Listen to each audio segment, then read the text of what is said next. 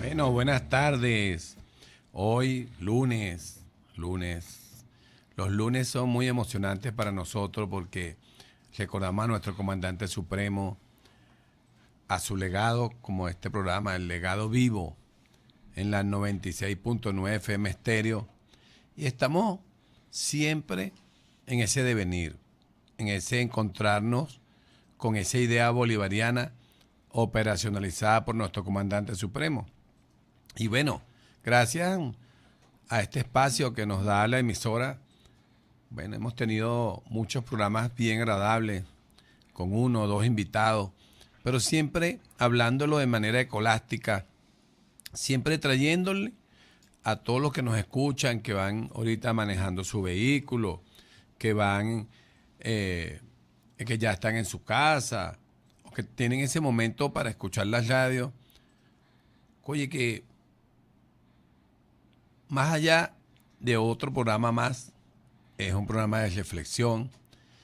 Y nuestro comandante supremo, hoy que vamos a hablar a lo teórico, siempre tenía ese momento en la radio para hablarle a su pueblo de cuáles eran los alcances donde nos iba a llevar esta revolución. Bueno, y tenemos a nuestro profe, Julio Chirino, diplomático, representante de Venezuela en el mundo, y que lleva ese pensamiento internacional de nuestro comandante supremo y eterno. Y vamos a disfrutar de escuchar esa visión que a veces nosotros no la tenemos, porque estamos dentro de Venezuela. Pero nuestro compañero Julio Chirino, que ha estado en otros países, que nos ha representado en otros espacios, en Uruguay ahorita, y entonces, ¿cómo desde la visión externa ven a nuestro comandante supremo? Yo estuve por lo menos en Vietnam, ellos veían a Venezuela y al comandante supremo como algo muy grande, como un ideario muy bonito. Entonces es una gran responsabilidad que tiene Julio hoy aquí para hablarnos de ese pensamiento internacional del comandante supremo, que hoy está más vigente que nunca, porque hoy estamos viviendo lo que él nos dijo ese diciembre antes de pasar a otro plano, que vendrían momentos difíciles y que el imperio iba a tratar de dividirnos y iba a tratar de acabar con nuestra libertad, con nuestra soberanía, y se iba a adueñar de todas nuestras materias primas y a veces hasta sin pagarlas. Bueno, Julio, profe, háblanos de ese Chávez que vive en ti. Bueno, general, un placer y un gusto acompañarlo en su programa. Un programa muy importante para los que pensamos y sentimos al comandante Chávez en el corazón y en el pensamiento todos los días. Tú decías, yo creo que venía pensando desde ayer dos cosas, ¿no? Una, que cuál podía ser el, el legado, atreverme a darte, son miles de legados, pero atrevernos a contribuir a ti en cuál podía ser uno de los legados del comandante Chávez. Y creo que uno de los legados del comandante Chávez es haber convertido nuevamente al pueblo venezolano en sujeto político, en que el hombre y la mujer de a pie pensara, actuara y participara políticamente. Con eso recordarnos cómo fue ese debate de la constitución que hoy tenemos, la primera constitución refrendada por nuestro pueblo, y que era un debate a viva voz en la calle de Venezuela, recuerdo en ese momento, y eso sería uno de los elementos, creo yo, muy importantes. Bueno, el rescate del concepto de patria, por supuesto, el rescate del concepto de unidad latinoamericana, más allá de la integración, y que él hizo una gran aporte en ese sentido. Sí, él hablaba de los pueblos más que del Estado-Nación, él hablaba era de los pueblos. Y él decía que cuando se acercaran los pueblos, sí, se iba a lograr la unión. Y hablaba de la diplomacia era de los pueblos. Y contribuyó muchísimo en eso. Y por eso creo yo que pasó tanto lo que tú decías, que donde uno pisaba, o donde uno pisa aún todavía, la gente recuerda al comandante Chávez con cariño y con anécdotas. Así no lo hayan tenido físicamente, por más que muchísimos tuvieron ese honor de compartir anécdotas con el comandante Chávez.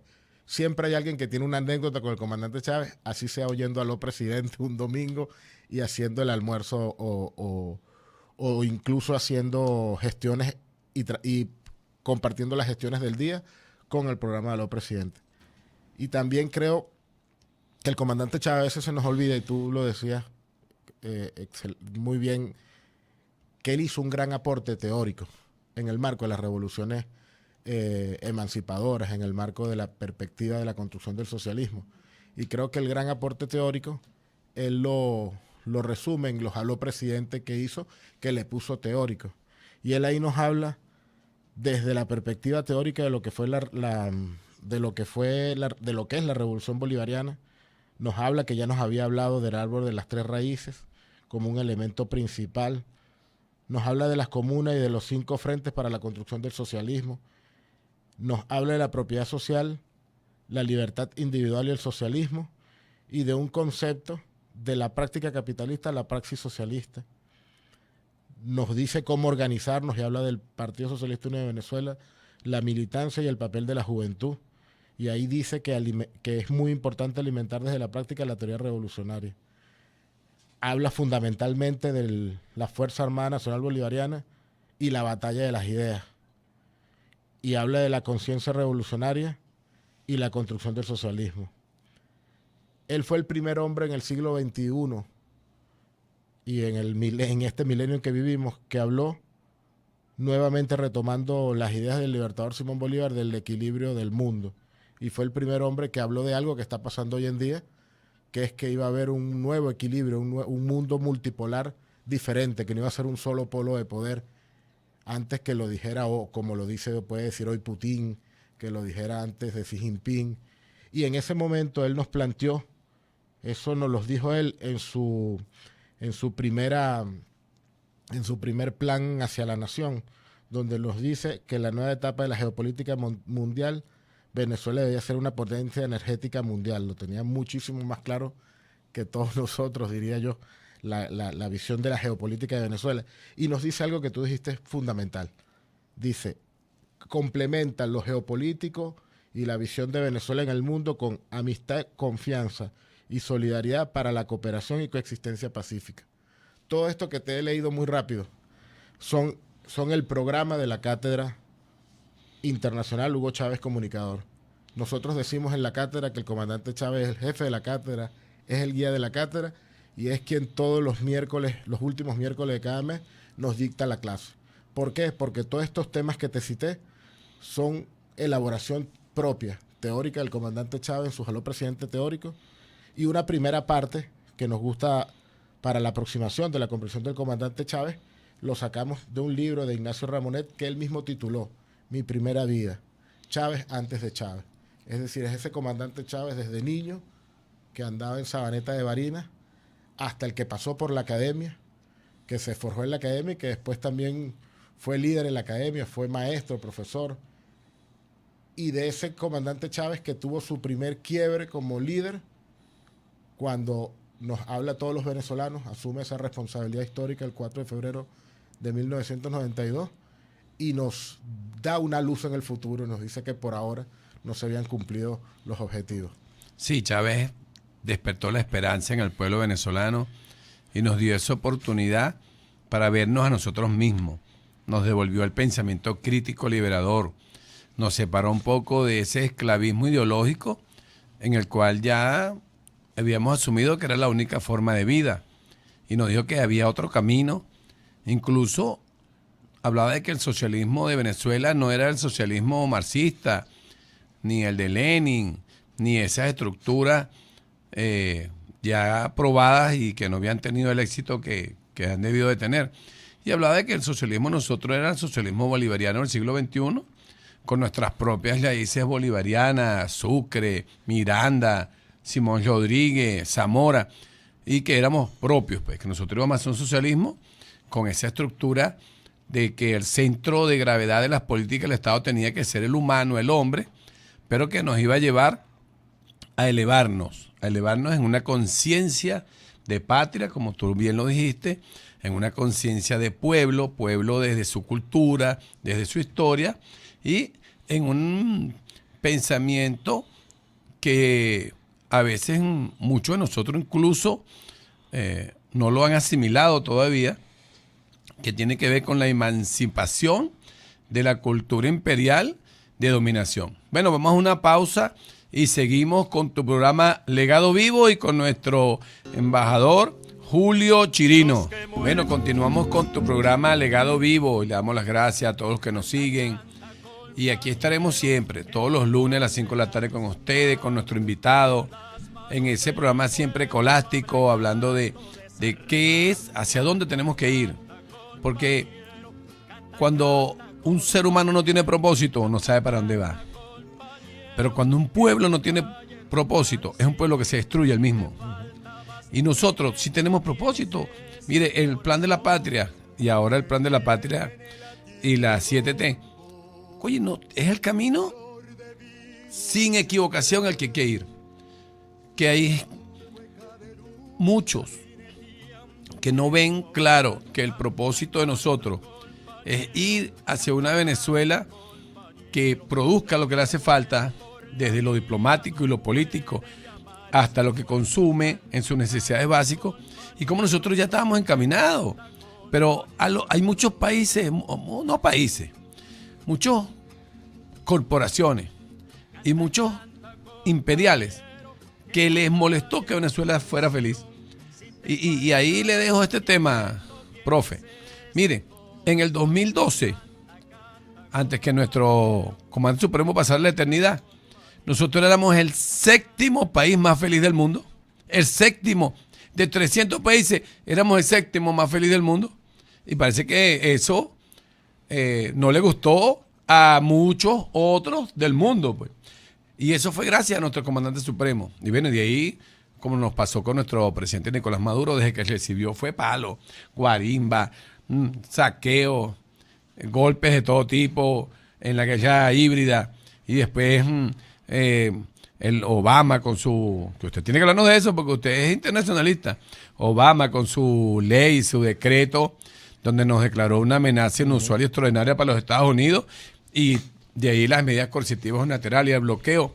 ¿Cómo nosotros hemos sobrevivido y aún así no nos van a quitar ser felices? Háblanos de eso, por favor, profe. Te digo, bueno, me hiciste recordar la gran frase del libertador Simón Bolívar de que un pueblo ignorante es instrumento de su propia destrucción. Y yo creo que eso fue uno de los elementos fundamentales del comandante Chávez, que nos hizo revivir ello. Te quería decir nada más para complementar un poco lo que tú mismo decías.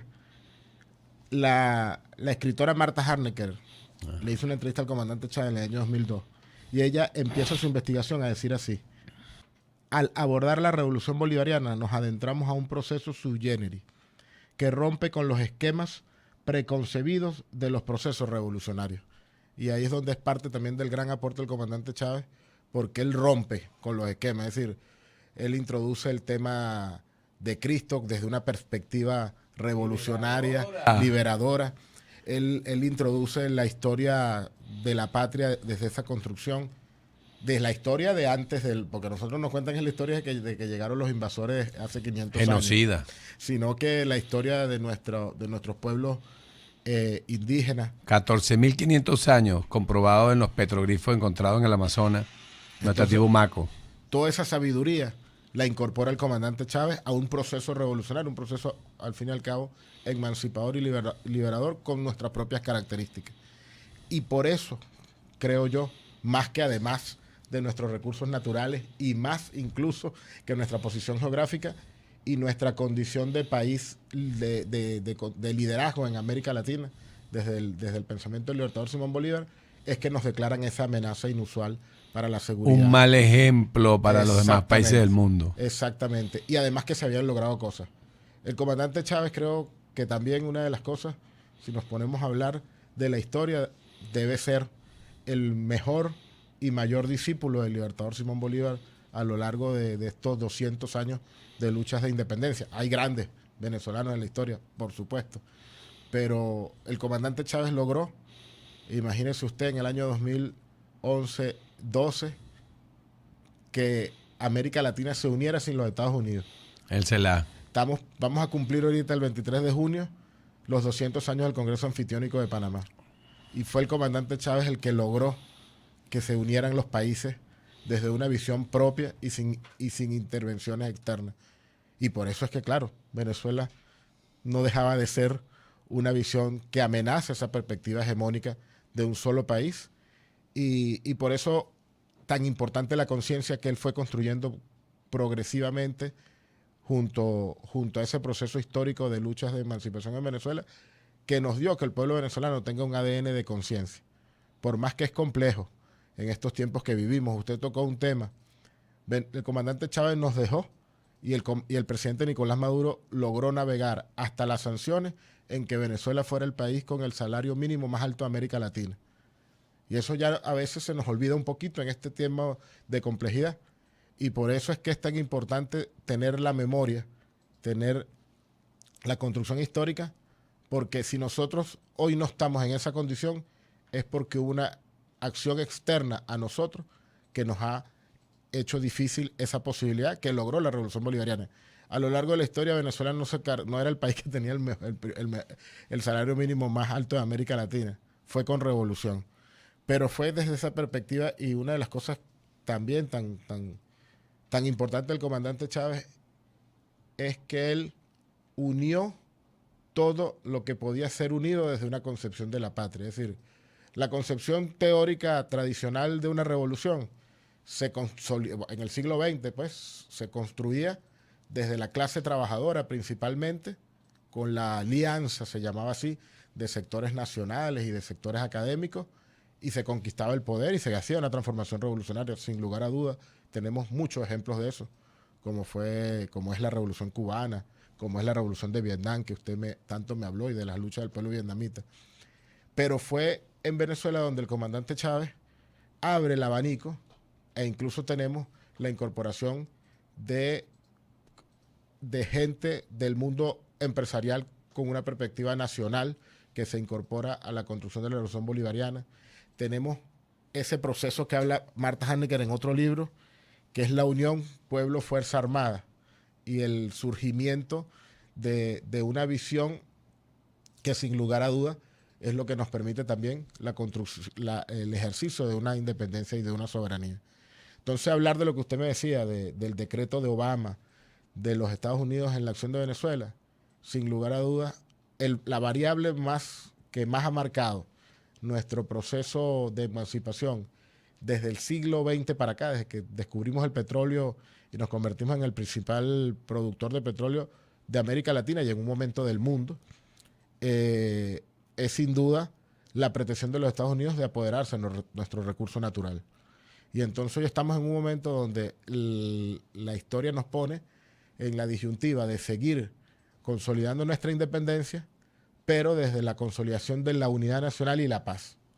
Es decir, es dialéctico el proceso, porque la forma que tenemos de garantizar esa independencia y de lograr la menor daños posible para nuestro país es a través de la consolidación de la paz, pero no una paz inerte, sino una paz activa. Y esa paz es a través de la consolidación de la unidad nacional.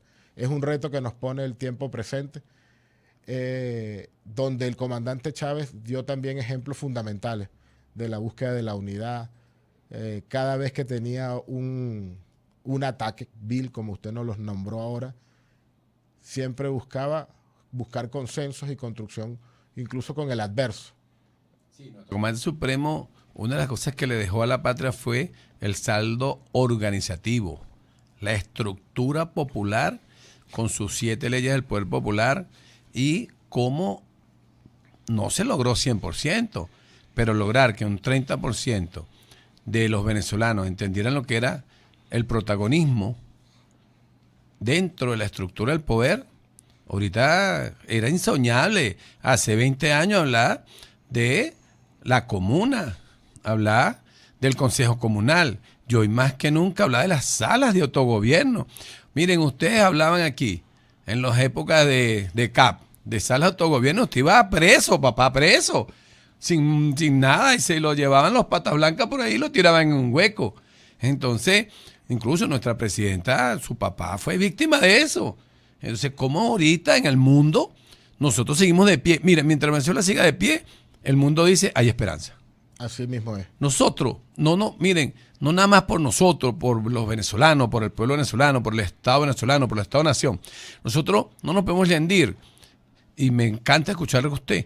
Es porque si nosotros nos rendimos, los pueblos del mundo sienten que ya no hay opciones, que no hay esperanza. Porque la esperanza vino de muchas formas. Y ahorita, es que yo lo escucho y me inspiro y me acuerdo de tantas cosas. Yo prometí que usted era el único que iba a hablar, pero es que yo me acuerdo cuando el Comandante Supremo en la ONU dijo, huele a azufre. Y salió vivo, ¿no? Porque una cosa es decir huele a azufre en Nueva York y salí vivo de allí, ¿no? Y él estaba diciendo que el anterior a él era ese el innombrable. Entonces me dice, ¿cómo a partir de ese momento muchos representantes de pueblos y de países, oye, rompieron el miedo y empezaron también a seguir en esa visión de libertad? Entonces, ¿cómo nuestro pueblo ahorita tiene que persistir, resistir y hacer lo que decía un patriota muy famoso de nosotros? Entre vencer y morir, necesario es vencer, porque nosotros somos el único pensamiento, el pensamiento bolivariano, que rompe con el esquema del imperialismo. Nuestro Bolívar era imperialista nato. Todos sus escritos tienen que ver con el imperialismo. Si usted que está aquí con nosotros y que ha escuchado y da clase y tiene un trabajo que tiene que ver con los haloteóricos, háblenos de eso. Mira, me recordaste dos cosas. La última cátedra que hicimos del comandante Chávez, donde el esquema es que el comandante Chávez nos habla media hora o una hora, nosotros lo denominamos así. Lo denominó él mismo. Nosotros lo que nos atrevimos fue a sacarlo de sus palabras. La lucha revolucionaria es incansable.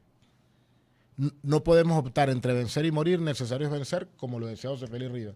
Eso fue un mensaje que le da el comandante Chávez a la juventud venezolana un 8 de marzo del año 2005 desde Maracaibo. Y lo presidente, lo hicimos desde Maracaibo. Esta cátedra la hicimos de Maracaibo. Y también lo hicimos desde Carbozulia. Tienes que ver la entrevista que le hizo la UNESCO en la placera al comandante. 8 horas. Empezó de día y terminó de noche. Bueno, no. Con el comandante Chávez es como infinito. Por donde uno se mete, eso es una profundidad enorme. Y nosotros iniciamos la cátedra, recuerdo a la rectora Tania Díaz, que fue un 28 de julio, por el cumpleaños del comandante Chávez del año pasado, con el video y con las palabras del comandante Chávez en Naciones Unidas, justamente donde él daba todo, donde si uno lo opone ahora, parece que el comandante Chávez estuviera hablando ayer de los fenómenos mundiales y de geopolíticos. Bueno, hablar del comandante Chávez y tener a la productora aquí que nos diga que viene una pausa no es fácil, pero la queremos mucho porque el comandante Chávez hablaba 8 horas relajado y uno estaba con él ahí esas 8 horas y yo no sé cómo hacía, hasta las necesidades fisiológicas se desaparecían. Bueno, vamos a una pausa y continuamos con tu programa Legado Vivo. Bueno, continuamos con tu programa Legado Vivo, hoy con nuestro profe, el Cualchirino, que nos está hablando de esa ideología que logró operacional nuestro comandante supremo, de nuestros libertadores. Y como dicen algunos autores, no nada más de esa estructura. Él tomó mucho del cacique Guacaipuro, de Yoraco, de nuestras heroínas, que ahora, bueno, me dice usted, después de 200 años, nosotros tenemos nuestras heroínas también en el paseo de la venezolanidad. Eso era insoñable, porque aparte que no nos veíamos en esas estructuras. Y un reconocimiento para que usted vea, profe, un seguimiento que yo le hago ahí humildemente, que es que no nada más que son nuestras heroínas en los tiempos de Carabobo, sino que son nuestras heroínas en los tiempos de aquel que hasta un nombre de autopista nosotros tuvo, ¿eh? ¿Tú sabes cómo se llama, no? Uh-huh. ¿Ah? Que no hemos logrado todavía sacarnos algunas ideas, ¿no? De esas locas que a veces vemos. Y entonces, Francisco Fajardo. Sí, señor. Entonces, nuestras heroínas vienen desde hace 600 años para acá. No es ahorita. Nuestras heroínas son más antiguos que nuestros héroes, pero ahí los tenemos. Y entonces, son las que parieron a nuestros héroes. Ese es así mismo. Entonces, ¿cómo un solo hombre logró en una sola mente y usar esa mente para traernos a nuestra esencia. Hay estudios que dicen que nosotros somos 20% Caribe todavía. Y eso que estamos muy, muy mezclados. Me dice usted eso, que la genética de nosotros sigue siendo Caribe. ¿Qué significa ese Caribe, profe? Creo que Caribe significa tener una inclaudicable actitud de resistencia y lucha. De distintas formas, tanto directa como con inteligencia y audacia y astucia. Creo que eso es el elemento central que uno ve. Y usted acaba de decir algo fundamental que tiene que ver con la identidad de los pueblos. Cuando uno recorre por lo menos América Latina, todos los pueblos de América Latina tienen una gran identidad, incluso no se den cuenta, con su origen indígena y con su herencia africana, por más que la que se mantenga a veces es la europea o la que se quiera mantener. Y eso es uno de los elementos centrales de la posibilidad de las luchas que se nos avecinan y que el comandante Chávez nos puso por delante. El que rescata los temas identitarios de nuestra patria y va más allá, como usted dice. Nosotros aquí no hablamos de heroína. Por ejemplo, nosotros, mis orígenes son del estado Falcón. Y muy poco... De los chirinos. Exactamente. Por eso es que es chirino, ¿eh? Y muy, Falcón, chirino. ¿Tú sabes qué, Leonardo? José Leonardo fue sudor de negro y cacao, como dice Ali Primera. Pero sobre todo, mire, hay una persona que se llama Anastasia Perón, una mujer, que uno en la historia no sabe quién es. Y Anastasia Perón luchó en la Guerra Federal y tuvo un papel predominante en ese tiempo del grito de la Federación en la vela de coro. Y Anastasia Perón fue reivindicada, como ha sido reivindicado todas nuestras heroínas, por el proceso revolucionario y por la visión de generación de identidad y de unidad del comandante Chávez. Es decir, el comandante Fidel Castro dijo algo cuando nos toca hacer el pase de paisaje del comandante Chávez, y él dijo que el comandante Chávez ni él mismo sabía cuán grande era. Y para que lo haya dicho Fidel, que transitó más de la mitad del siglo XX y conoció a muchísimos líderes mundiales, es un orgullo, pero además imaginemos nosotros la grandeza de ese líder y de ese hombre de a pie también, de ese hombre que nos contaba anécdotas y que se reía de las propias cosas Vivencia. que le habían aquejado, de sus propias vivencias, que nos cantaba, que nos recitaba, que lloraba con nosotros. Imagínense que una persona como Fidel Castro haya dicho que ni él mismo sabía cuán grande era. Mira, ahora que tú me mencionas Cuba y Fidel Castro, hubo gente detractora que quería hablar mal del comandante, ¿no? Y que el comandante se había transformado con el poder. Y yo hice un programa de la primera locución que hizo nuestro comandante supremo en la Universidad de La Habana, cuando todavía no era presidente. Y usted escucha todo lo que dijo. Y lo ve en un discurso en 2010. Y era la misma línea. Eran las mismas ideas. O sea que él era, así como dicen jocosamente en un programa por ahí, que era íntegro, ¿no? Porque él pensaba, decía, hacía y sentía por el pueblo, por las ideas. ¿Qué tanto puede hacer un hombre cuando en su corazón está más allá del mismo, sino de esas ideas de hacer que los pueblos del mundo, porque él pasó a ser, como usted lo explicó en la parte internacional, él pasa a ser un referente en el mundo. Usted puede ir a cualquier parte del mundo y usted consigue dos cosas ahorita. Una Plaza Bolívar que se mantiene en pie y muchos seres humanos que dicen, yo viví en los tiempos de Hugo Chávez. Entonces, profe, usted vivió en los tiempos de Hugo Chávez, entonces defienda a Chávez, pues.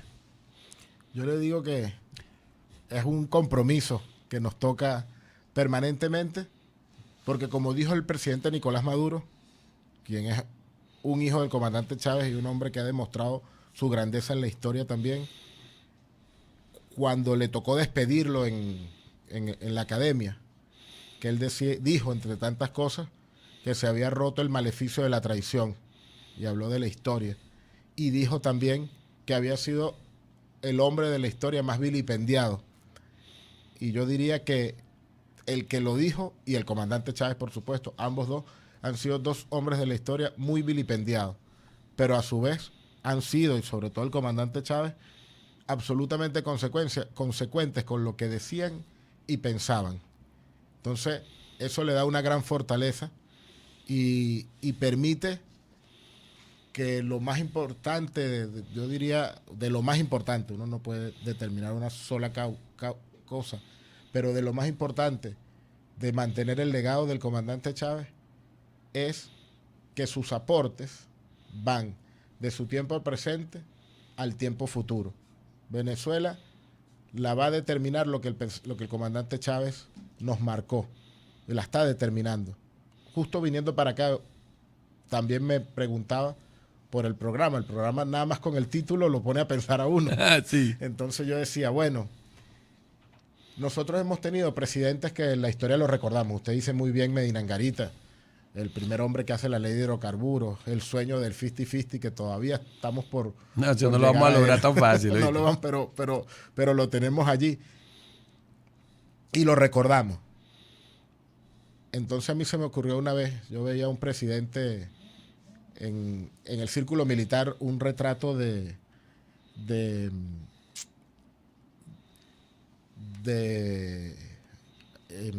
Marcos Pérez Jiménez. Y yo decía, en el imaginario, sobre todo el caraqueño, Marcos Pérez Jiménez está muy presente. No pasa tanto así a veces en el interior del país. Pero el comandante... En Maracay sí, el gobierno siempre bueno, es Maracay. Maracay, en el centro. Pero el comandante Chávez, uno donde va, lo consigue de una manera increíble. No, a nosotros nos tocó ir en estos días a acompañar el nacimiento de una comuna en la Sierra de Falcón, donde tuvimos que bajarnos de los vehículos y caminar un trecho, no muy largo, pero no llegábamos en vehículo. Y vivimos ese proceso. Y a mí que me ha tocado, gracias a la Revolución Bolivariana y al comandante Chávez, recorrer algunos países de nuestro continente, sobre todo, eso es lo más democrático que yo he visto en mi vida. Como gente de a pie, gente con la cara labrada por el sol, con las manos fuertes del trabajo permanente en el campo, desde su propia fuerza, construían democracia, y cómo lo hacían de una manera participativa y protagónica, como marca nuestra Constitución. Entonces, dentro de también tantas cosas que nos deja, pero de repente de tantos libros que nos habló el comandante Chávez, que nos hablan que fue más de 5.000 libros los que él citó públicamente, por lo menos hay uno que tenemos que revisarlo permanentemente, que además es su obra con la construcción colectiva que hizo y con la patria, que fue la Constitución del 99, que además es el marco que nos permite transitar estos tiempos de tempestad y comprender hacia dónde vamos. Recuerdo ahorita ese debate un poco que se dio en Venezuela, usted lo debe recordar mejor que yo, con el nombre de la República. Sí. El comandante, incluso que la constituyente lo cambió y Otay se hizo un papel muy importante de defender el nombre. Y yo le digo que eso es de lo más importante que hoy tenemos para nuestra visión de identidad patria. Que nuestra república se llame República Bolivariana de Venezuela, y que nuestro preámbulo de la Constitución nos enmarque lo que es la lucha histórica del pueblo venezolano. Bueno, tú tocas unos temas importantes, ¿no? Yo cuando doy clases, tengo la suerte que todavía doy clases en muchos sitios. Yo lo primero que, en mi preámbulo, cuando voy a mi primera clase, me llevo 2 documentos importantes, escuchándote a ti. El libro azul, porque en el libro azul te dice de dónde venimos. La Constitución de la República Bolivariana de Venezuela, que es dónde estamos. Y el plan de la patria, que nos dice para dónde vamos. O sea que aquí no puede haber perdido y extraviado. No, estoy perdido, no, yo qué sé. No, compañero, si usted está perdido, te tengo que hacer 3 libros. El libro azul para que sepa de dónde viene. La Constitución para que sepa, conozca sus derechos y sus deberes. Porque hay gente que no conoce los piches 6 deberes que tiene. 111 derechos consagrados y 6 deberes. Y no se sabe ninguno de los 6 deberes. Pero que se aprenda hace uno. El 130 que dice, el amor por la patria es el primer deber de todo venezolano. Nada más aprenda ese. Con eso usted asegura lo demás, los 111 derechos. Pero, y con esa estructura es como antes nos veía en el futuro. Yo a veces pienso que, así como Bolívar, nuestro comandante era como visionario, ¿verdad? Él veía el mundo allá y veía a Venezuela allá, potencia, pero potencia por su pueblo en una estructura de poder, el poder, pero de manera horizontal. Ujú. Y es un pueblo peligroso, ¿viste? Un pueblo con el poder de manera horizontal es un pueblo que es muy difícil para que ningún otro país lo domine. Y entonces, en esa estructura, como ya nos queda poquito, unos 5 minutos del programa, yo creo que usted va a despedir el programa, pero tiene que despedir el programa con un tema muy importante. A nosotros nos escuchan de todas las edades.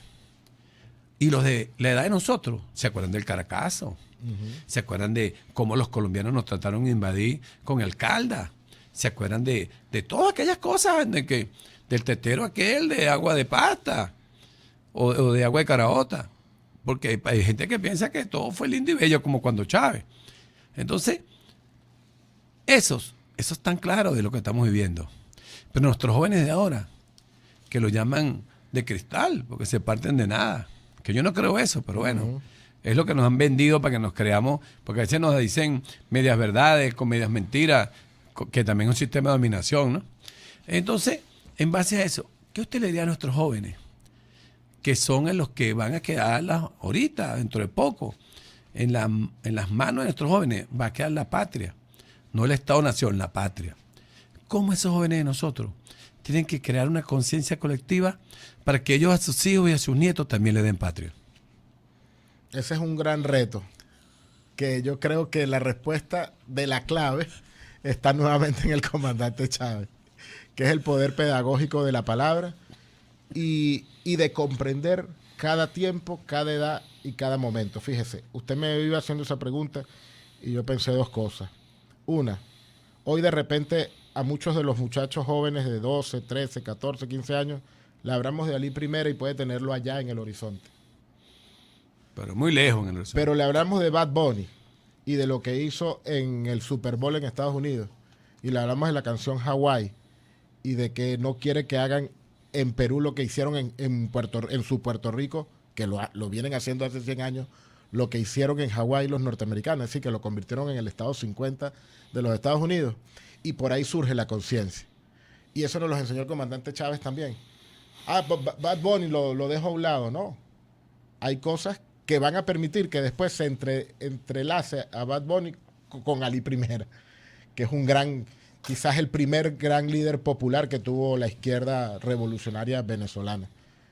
Un hombre que además, lo hablábamos ayer, antier, que en aquella época no había ni Google, ni celular, ni inteligencia artificial. Ni zombies como hay ahora. De Los todo. zombies con el celular no existía. Y luego otra persona que de repente nos hace esa unión es Milo, el cantante argentino, arreglista argentino, que hizo un arreglo ahora con voz de Mercedes Sosa, que le permitieron hacer ese arreglo, y que canta con Silvio Rodríguez. Y tiene 19 años. Es decir, que hay horizonte. Hay presente en América Latina, hay horizonte y hay presente en Venezuela. Pero lo que tenemos es que también comprender los momentos históricos. Y el pueblo venezolano, usted lo dijo, ese 20% de Caribe, yo creo que el 20% es recesivo. Hay momentos donde ese 20% recesivo se convierte en un 50, un 60 y es el gen dominante de la venezolanidad, de la construcción de patria. Y eso lo vivimos en el año 2002, cuando fue el pueblo y la Fuerza Armada juntos, pero desde una visión de patria, que rescataron al comandante Chávez. Lo vivimos en el paro petrolero, inédito. Eso no ha pasado en ningún otro país del mundo, ¿viste? En ningún lado. Lo vivimos en el paro petrolero. 2004. Cuando le dijo a esa señora al comandante Chávez que no renunciara, que no claudicara, así ella estuviera cocinando con las patas de la cama de su casa. Es decir, ese pueblo se hace, ese gen que usted dijo 20%, hay momentos donde se crece.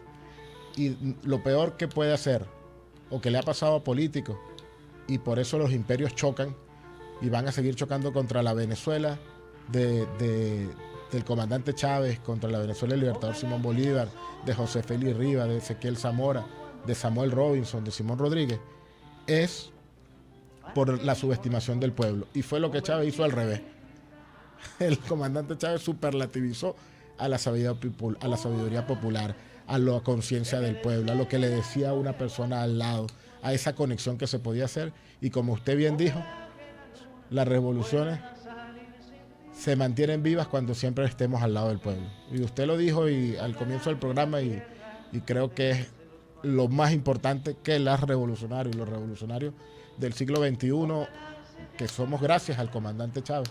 Las revolucionarias de este tiempo, hasta las María León, que son fundadoras de los procesos revolucionarios en Venezuela, hoy siguen su llama. Usted habló de la llama sagrada de la patria, que tanto bien lo hablaba el maestro comandante Chávez, el general Pérez Arcay, de la vela de coro, por cierto. Sí. Y él hablaba tanto de esa llama sagrada. Fue la última conversación que tuvieron, por lo menos que sabemos nosotros, sabemos que hubo otra, pero que el comandante Chávez nos contó que tuvieron él y Fidel, hablar de la llama de la revolución y hablar de la llama sagrada de las patrias y de América Latina. Tenemos eso, mantenerlo vivo, es decir, tenemos la tarea de mantener viva la llama, y es muy posible, y nuestros jóvenes se suman. A mí me ha tocado, general, nosotros hacemos la cátedra, también la hacemos territorial, y nos vamos a una comuna con un televisor y pasamos lo mismo que pasamos en la universidad. Y yo le voy a decir algo, yo me quedo loco como los jóvenes se quedan oyendo al comandante Chávez. Después que empezamos a hablar los viejos, ya la cosa cambia, pero sí se logra ese efecto. Lo que pasa es que el comandante tenía una capacidad de enamorarlo a uno. Sí. Más que convencerlo, enamoraba a uno, lo atrapaba a uno. Y sí, aquellos que tuvimos la suerte de estrechar su mano o de que nos diera un abrazo, eso era un corrientazo que era como que si usted en verdad metiera los dedos en un 110 en la radio. Bueno, como siempre, este programa queda corto. Estos invitados son más buenos que lo que uno cree. Y a todos aquellos que nos escuchan, yo les digo, sí hay esperanza. Sí hay. Sí vamos para adelante. Sí lo vamos a lograr. Es momento de estar pie, rodilla en tierra. Sí lo vamos a lograr. Porque nosotros somos únicos en el mundo y lo hemos demostrado durante estos miles de años, que desde que los caribes y los incas no pudieron con nosotros, los españoles no pudieron con nosotros y el imperio de turno no va a poder con nosotros. Te esperamos el próximo lunes a esta misma hora en la 96.9 FM Estéreo y Street Radio, y les decimos una cosa: Dios está con nosotros. Que Dios me los bendiga. Ojalá que la lluvia deje de ser mi